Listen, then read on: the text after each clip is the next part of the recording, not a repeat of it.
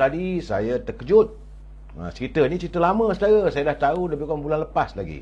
Tapi saya tidak dapat mengesahkan kerana pihak berkuasa belum mengeluarkan kenyataan, itu pihak SPRM atau pihak polis. Tapi berlega sebuah video berjudul Sisi Hitam Manusia bernama Hamzah. Kalau anda lihat, kadang-kadang ada yang dikirim pada anda. Ini saya melihat apakah mereka memperolehi otoriti atau pengesahan daripada Pak SPRM, kerana tanpa memikirkan apakah persoalan yang dilontarkan itu masih dalam siasatan SPRM ataupun sebaliknya, atau masih lagi dalam radar pengintipan pihak berkuasa. Tapi semua itu sudah mula terdedah.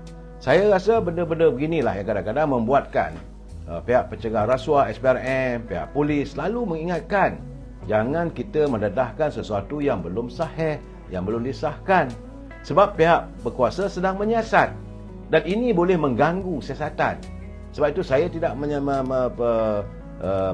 menularkan ataupun membuat kenyataan. Bukan saya tak tahu, saya tahu, tapi saya masih berpegang pada etika kewartawanan. Sesuatu yang perlu dilaporkan boleh dilaporkan selepas kita mendapat pengesahan pihak berwajib. Tak apalah kalau orang nak skop ke ataupun orang nak mendahului kita, teruskanlah, saya tak ada masalah bagi saya. Tapi biarlah laporan kita itu benar-benar berwibawa. Jangan kita bercakap sedangkan perkara itu belum benda yang sahih, sesuatu yang tidak sahih. Saudara Syam Johari, dia kata harap kongsikan dengan kawan-kawan semua. Sebab dia apa dia Saudara Azminuddin ada dalam kitab PAS.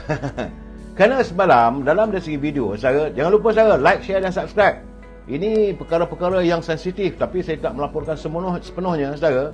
Kerana memuatkan penceritaan tentang Setiausaha Agung Parti PBM, Setiausaha Agung Perikatan Nasional, mantan Menteri Datuk Seri Hamzah Zainuddin.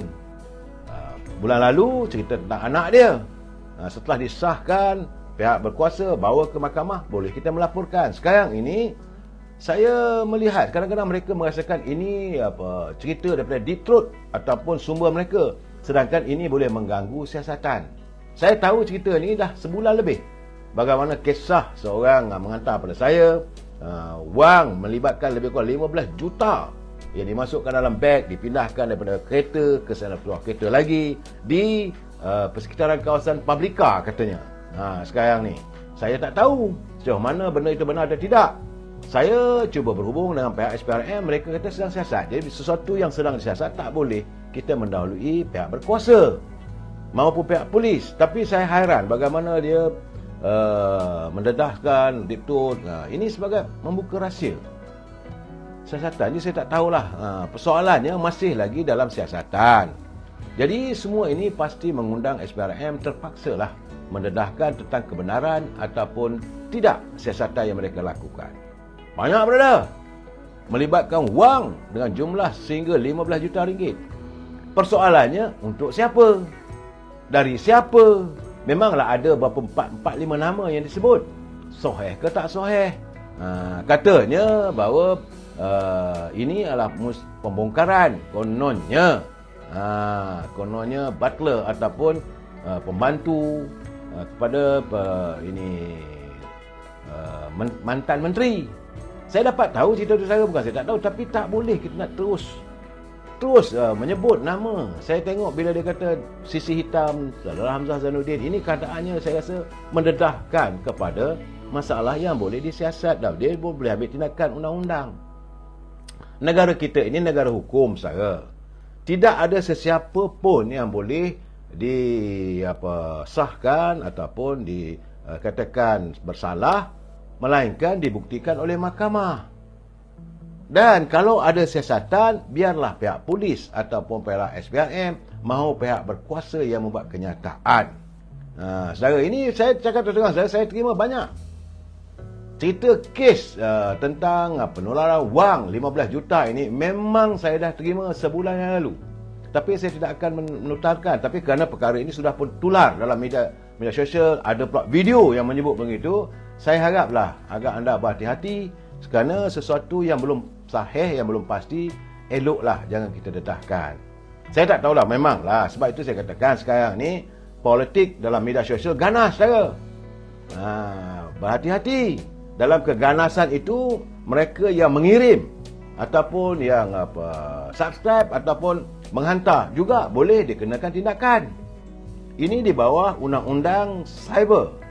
Saya haraplah teman-teman kalau tengok gambar begitu, cerita begitu, okeylah kita simpanlah ataupun tak payahlah nak ditularkan lagi.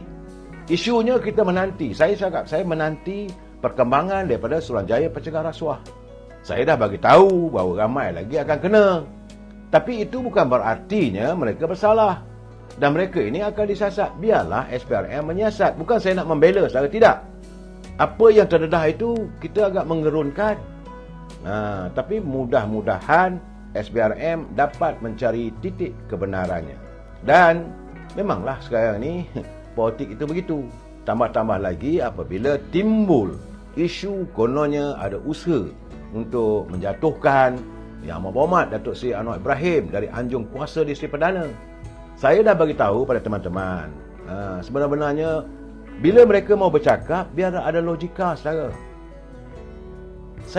Bila saya dapat terima kiriman, kononnya 10 orang, katanya 15 orang daripada UMNO Barisan Nasional yang akan menarik sokongan, saya kata apakah cukup?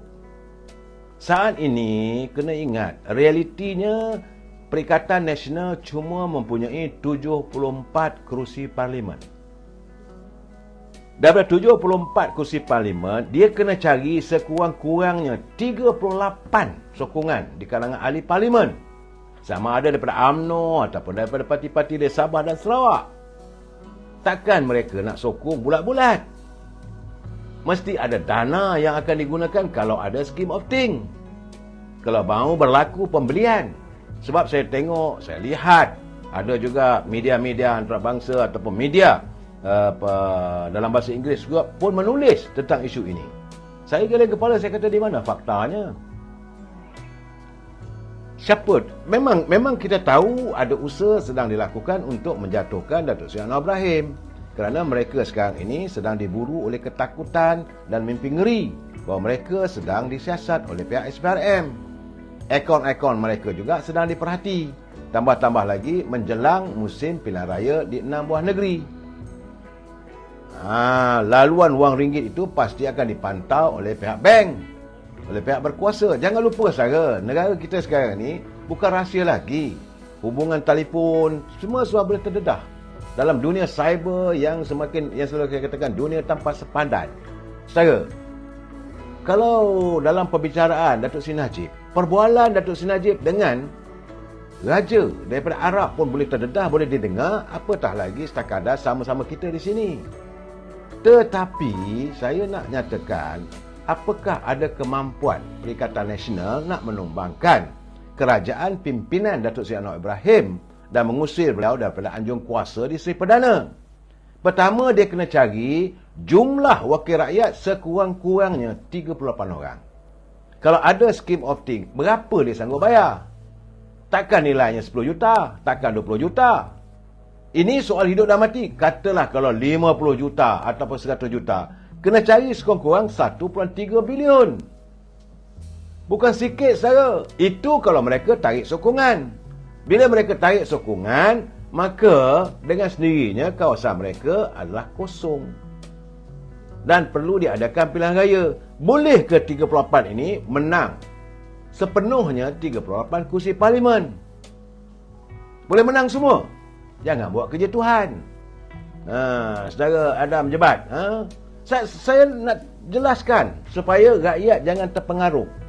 Jangan kita dikelabukan oleh pihak-pihak pemain-pemain media sosial yang mewujudkan macam-macam persepsi, macam-macam cerita. Bagi saya, dedahkanlah sesuatu yang benar. Ada 15 orang tarik sokongan, tak jatuh Datuk Seri Anwar Ibrahim. Kalaulah benar ada 15 orang dan daripada Sabah dan Sarawak, terutama lagi Sarawak, apakah rakyat Sarawak mahu mengizinkan suasana itu berlaku? Kerana di Sabah Sarawak, pimpinan mereka sedang berusaha untuk memujuk Datuk Seri Anwar Ibrahim melaksanakan perjanjian 1963. Ini perjuangan mereka, di mana mereka menuntut agar kerusi parlimen ditambah untuk negeri Sabah dan Sarawak mengikut ketetapan perjanjian 1963. Ini penting saudara. Jadi kalau kita tak tahu latar belakang, kita akan terperangkap untuk percaya benda yang tak betul. Jadilah bualan omong kosong yang tidak mendatangkan sebarang faedah, tetapi ia memberi kesan yang teruk. Saudara Firdaus dia kata, kenapa Hakim Nazlan dengan Zeti masih belum didakwa? Ini Saudara Firdaus, saya tak boleh nak jawab. Ini terpulang pada bahagian mahkamah. Ketua Hakim yang menentukan. Nak kita bercerita lebih daripada itu, tak boleh. Nanti saudara kena contempt of court. Tunggulah, sabarlah dulu. Memanglah kita tak boleh nak bercakap mengikut emosi kita, saudara. Jangan kita terperangkap dengan emosi. Ini paling penting. Memang kita marah, kita hendakkan keadilan, kita menuntut keadilan. Tapi jangan lupa, saudara, antara perjuangan daripada Datuk Seri Anwar Ibrahim, dia tidak mahu adanya campur tangan orang politik dalam mahkamah. Sebab itu, dia tidak akan mengizinkan kerajaannya mencampuri urusan mahkamah. Tetapi bagaimanapun, itu tidak berarti beliau akan berdiam diri. Pihak-pihak berkuasa juga sedang memerhati. Sabarlah dulu. Tapi kita, jangan kita campur tangan. Ada 15 orang.